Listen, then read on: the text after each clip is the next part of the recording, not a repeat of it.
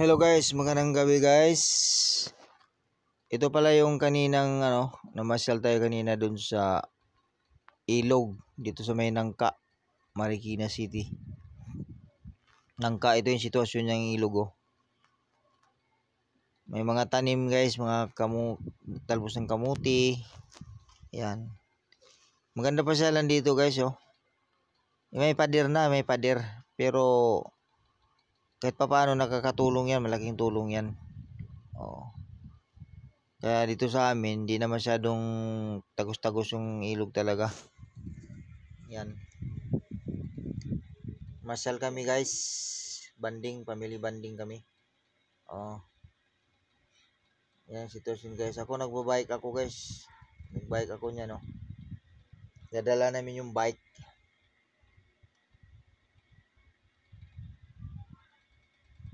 Ang level ng dito, 25 meters. Dito sa amin, pag maka-level ng 21, nung araw, yung panahon ni Undoy, talagang nangalahati na sa kanto ng bahay ko. Pero ngayon hindi na eh. Laking kabawasan talaga. Simula nung nalagyan ng pader. Nalagyan ng pader guys. Yan ang sitwasyon dito sa malapit sa bahay lang, malapit lang sa bahay ko to. Sa bahay namin malapit lang. Kasi nasa phase 1 kami, yung tinagusan namin yung phase 2. Phase 1, phase 2 kasi dito sa amin. Sa Nangka. Yan ang dito guys. Ito yung sitwasyon namin Medyo walang ngayon, walang namasyal dito ngayon dahil gawa ng umaambon-ambon dito sa amin. Sinaglit lang namin. Yan, maganda na dito guys. Kaya lang, pag baha talaga. Yan. Ayun ang guys.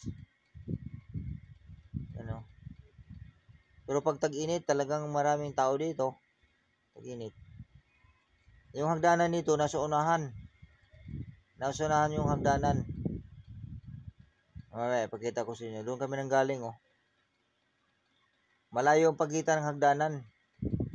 Maganda sana kung magkadikit-dikit yung hagdanan para pag may malakas ang baha, mabilis ka rin makaahon. Sabagay, hindi ka naman pupunta dito. Yun, papuntang yun, yung tinuturo ko guys. Sa San Mateo yun. Medyo umaambon-ambon na rin ulit eh. Kaya balak na namin umuwi. Ayun Yan lugar na yan, Montalban yan. Yung bundok na yun nakikita natin na medyo malabo.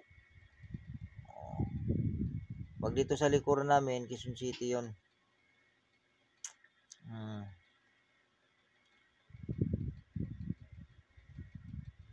Maganda talaga mamasyal ito guys, lalo pag umaga, pag wala kang pasok, pwede ka dyan, mag-jogging. Yung anak ko nag-jogging. Yan dito, naglalakad tayo ngayon guys. Medyo maambon-ambon nga, kaya napansin ko nagtitingala-tingala ako. Napansin nyo? Kasi umaambon-ambon na. Tinatawag ko na sila rin pa uwi na kami. Yung bunso ko nagbabike. Kasi marunong na yung bike na yan. Ginagamit ko maliit lang.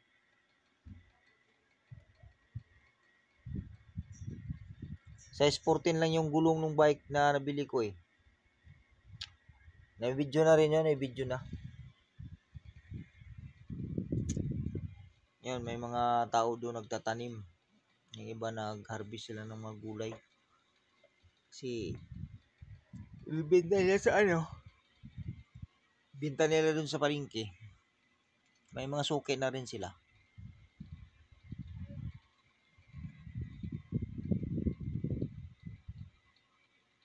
Ito yung itsura ng Nangka sa may tapat ng Nangka na ilog.